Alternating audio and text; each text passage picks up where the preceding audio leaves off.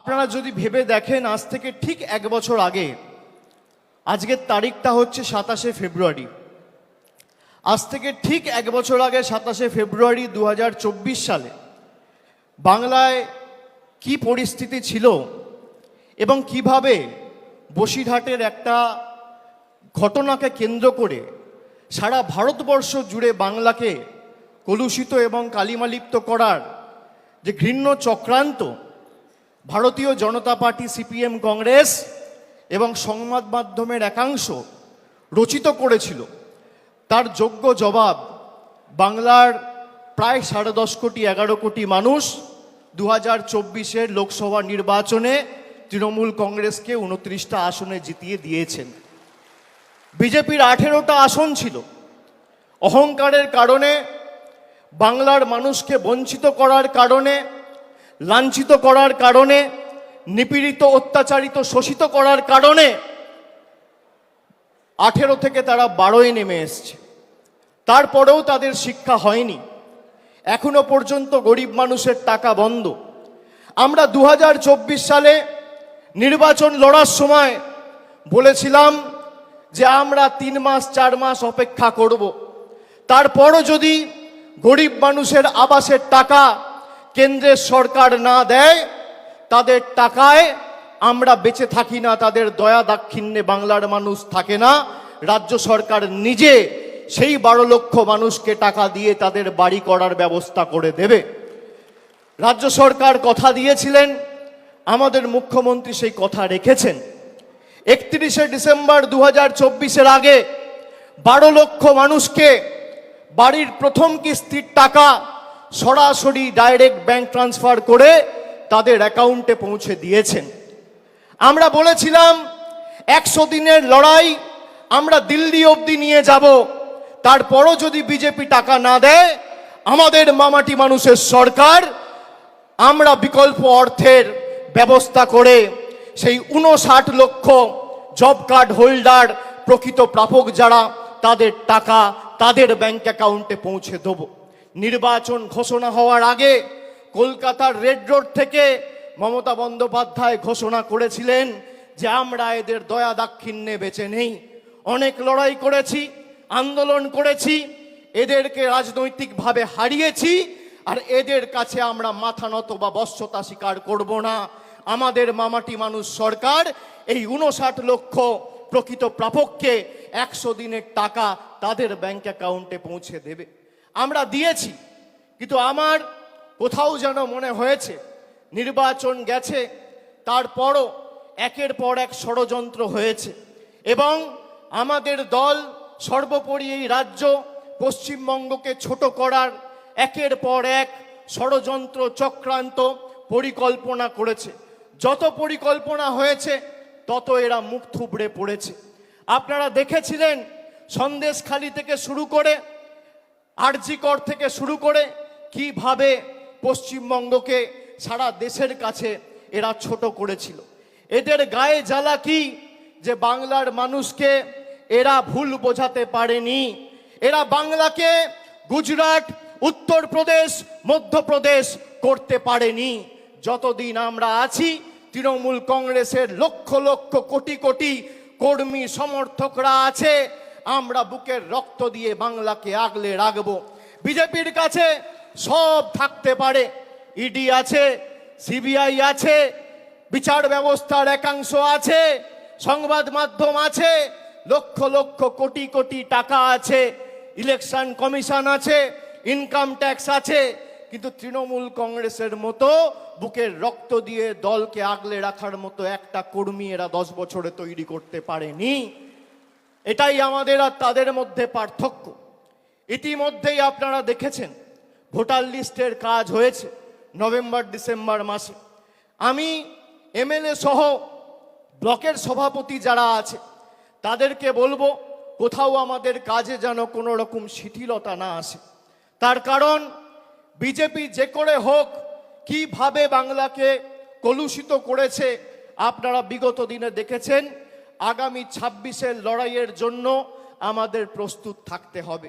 আমরা যতবার লড়েছি এদেরকে গোহারা হারিয়েছি। আমাদের লক্ষ্য মমতা বন্দ্যোপাধ্যায় গত মাসে বিধানসভা থেকে বলেছে 2/3 বেশি আসন নিয়ে তৃণমূল ক্ষমতায় আসবে। 2/3 মানে 195 বা 196টা আসন। আমি আপনাদের বলবো, আমরা 214টা আসন 2021-এ পেয়েছিলাম।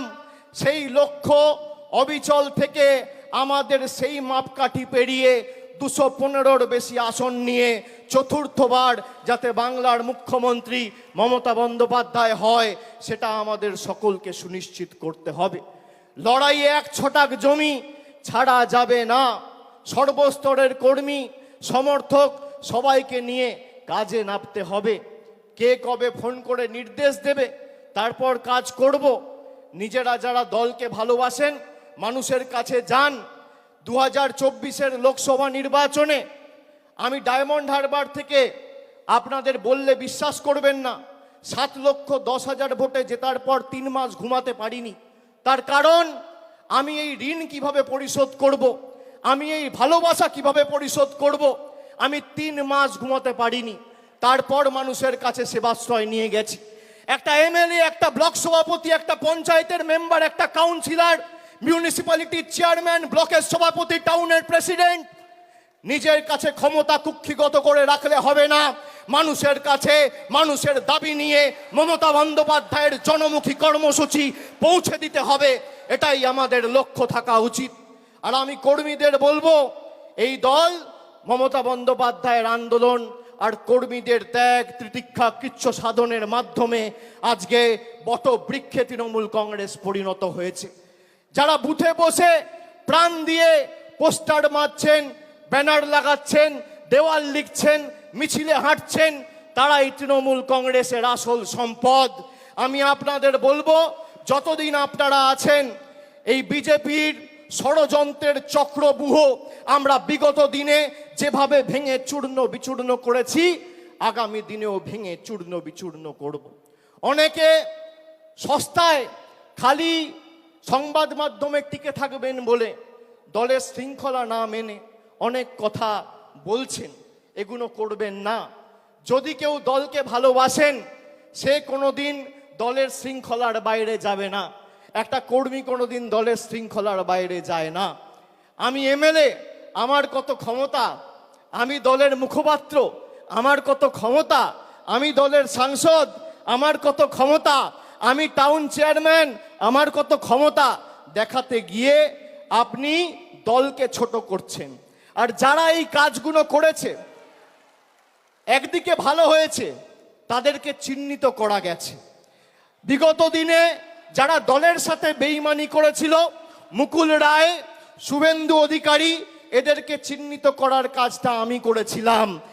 আগামী দিনেও যদি কেউ দলের সাথে বেইমানি করে, এদের চিহ্নিত করে, এদের লেজে গোবরে করে প্যাকেট করে বাংলা ছাড়া করার দায়িত্বটা আমি আমার কাঁধে তুলে নিলাম। বাজারে রটিয়ে দেওয়া হচ্ছে, অভিষেক বন্দ্যোপাধ্যায় বিজেপিতে যাবে। আরে আমার গলা কেটে দিলে কাটা গলা থেকে মমতা ব্যানার্জি জিন্দাবাদ বেরোবে। আমি বেঈমান নই। বাজারে ছড়িয়ে দেওয়া হচ্ছে, নতুন দল আসছে, বিজেপির হাতে কলকে আর তামাক খেয়ে কয়েকটা সংবাদ মাধ্যম আর 2-4টে সাংবাদিক এই কাজটা করছে। আমি তাদের নাম করে এই সবার পরিবেশ নষ্ট করব না। আর খবরে যা দেখবেন, আমি আপনাকে বলছি, 100তে 100টাই মিথ্যে। কোনো খবরের কথায় বিশ্বাস করবেন না। কালকে খবরে দেখানো হয়েছে অভিষেক বন্দ্যোপাধ্যায়ের বিরুদ্ধে ইডি চার্জশিট দিয়েছে, সিবিআই চার্জশিট দিয়েছে। 28 পাতার চার্জশিট, 2 জায়গায় খালি আমার নামটা লিখেছে। তাও অভিষেক বন্দ্যোপাধ্যায় কে, বাড়ি কোথায়, সাংসদ না বিধায়ক না পঞ্চায়েত প্রধান, কোথায় থাকে, কার ছেলে, কোনো পরিচয় নেই। বিজেপি নেতারা যেমন ভাব বাচ্চে কথা বলতো, ইডি সিবিআই এখন ভাব বাচ্চে কথা বলছে। এই ভয়টা দেখে আমার ভালো লেগেছে। খবরে যা বেরোয় 100তে 100টাই মিথ্যে, আমি আপনাকে বলছি। 12 লক্ষ মানুষকে বাড়ি দিয়েছে আমাদের সরকার। একদিন একটা খবর দেখেছেন, 2.5 কোটি মানুষকে, 2.5 কোটি মহিলাদের, মায়েদের, দিদিদের, বোনেদের নিজের গচ্ছিত সঞ্চিত সরকারি রাজ্য সরকারের কোষাগার থেকে আমাদের সরকার লক্ষ্মীর ভান্ডার দিয়েছে 50,000 কোটি টাকা খরচা করে। একদিন খবর দেখেছেন? এই খবর দেখবেন না। পথশ্রীতে প্রায় গত 3 বছরে 15,000 কোটি টাকা খরচা করে প্রায় 24,000 কিলোমিটার রাস্তা তৈরি করেছে। খবরে দেখেছেন? কেন্দ্র থেকে এক পয়সা না নিয়ে দেখবেন না। অভিষেক ব্যানার্জির বিরুদ্ধেই সিবিআই চার্জশিট দিয়েছে। আরে আমি সকাল বিকেল কথা পাল্টাই না। 5 বছর আগে কোভিডের সময় 2020 সালে বলেছিলাম যে আমার বিরুদ্ধে যদি কোনো রকম কোনো প্রমাণ বা কোনোভাবে সিবিআই বা ইডি প্রমাণ করতে পারে বা তথ্য দিতে পারে আদালতে যে আমার প্রত্যক্ষ বা পরোক্ষ মদতে কোনো ভুল হয়েছে, কোনো দুর্নীতি হয়েছে, কেউ 10 পয়সা তুলেছে, আপনাকে চার্জশিট দিতে হবে না, সামান দিয়ে আমায় ডাকতে হবে না, ফাঁসির মঞ্চ করুন, গৃহে মৃত্যুবরণ করব। আজকে একই কথা বলছি। আপনার কাছে প্রমাণ থাকলে প্রমাণ দেবেন। আমাকে তো সিবিআই ডেকেছিল, নবজোয়ারে যখন গেছিলাম, যাত্রা বন্ধ করে এসেছি একদিনের জন্য। সিবিআই দপ্তরে গেছি, 10 ঘন্টা জিজ্ঞাসাবাদ করেছে। তারপরের দিন আবার বাঁকুড়ায় গিয়ে নবজোয়ার শুরু করেছি। কাঁচকলা। আপনি কি ভাবছেন থমকে চমকে দমিয়ে রাখবেন? আমি অন্য ধাতুতে তৈরি। আপনি যত প্রহার করবেন, যত আঘাত করবেন, মানুষের কাছে যাব মাথা নত করে সমর্থন চাইবো। আপনাদের কাছে আত্মসমর্পণ, বশ্যতা স্বীকার করার পাত্র অভিষেক বন্দ্যোপাধ্যায় নয়। আমরা সবাই এসছি আমাদের নেত্রীর কাছ থেকে তার নির্দেশ নিয়ে আগামী দিন এলাকায় ফিরে গিয়ে কাজ শুরু করার লক্ষ্যে। খুব সম্ভবত 3 তারিখ থেকে উচ্চ মাধ্যমিক পরীক্ষা রয়েছে। উচ্চ মাধ্যমিক শেষ হওয়ার পরে আমাদের হাতে বেশি সময় নেই। অনেকে ভাবছেন 1 বছর সময় রয়েছে এখনো, তারপর নির্বাচন হবে। 1 বছরের মধ্যে 2 মাস 3 মাস বর্ষা রয়েছে, তার মধ্যে 15 দিন পরীক্ষা রয়েছে, 2 মাস কালী পুজো, দুর্গা পুজো, দেখতে গেলে হাতে 4-5 মাসের বেশি সময় নেই। এখন থেকে মাঠে নামুন, রাস্তায় থাকুন, অতন্দ্র প্রহরীর মতো বাংলাকে আগলে রাখুন। যেখানে দরকার হবে আপনারা যে পাড়ায় যেতে বলবেন, যে বুথে ঢুকতে বলবেন, আগামী দিনে আমি যাব, কথা দিয়ে যাচ্ছি। কিন্তু লড়াইটা নিজের কাঁধে তুলে নিয়ে 214 থেকে একটা আসন হলেও আমাদের বাড়াতে হবে। 2026-এ আমাদের লক্ষ্য যে কটা আবর্জনা বিজেপির, ওই 70-75টা তো জিতেছিল, তার মধ্যে 10 জন চলেই এসছে। আর নির্বাচন হয়েছে, সেখানেও তৃণমূল কংগ্রেস জিতেছে। নির্বাচন যখনই হয়েছে, যারা বিজেপি থেকে এসে তৃণমূলের প্রার্থী হয়ে নির্বাচনে দাঁড়িয়েছে, মানুষ তাদের দুহাত তুলে সমর্থন করেছে। আমি আপনাদের অনুরোধ করব, 1 বছর আগামী সব কিছু ভুলে গিয়ে, নিজেদের মধ্যে ভেদাভেদ ভুলে গিয়ে, মানুষের কাছে ঐক্যবদ্ধ হয়ে, মানুষের কাছে গিয়ে সরকারের যে জনমুখী প্রকল্প এবং জনসংযোগ আরো আগামী দিন কিভাবে নিবিড় করে তোলা যায়, সেই দিকে নজর দিন। ষড়যন্ত্র করে কোনো লাভ নেই। যারা হোয়াটসঅ্যাপ গ্রুপে রাজনীতি করতে চান, এসব করে কোনো লাভ নেই। মানুষের পাশে দাঁড়িয়ে মানুষের জন্য কাজ করতে হবে।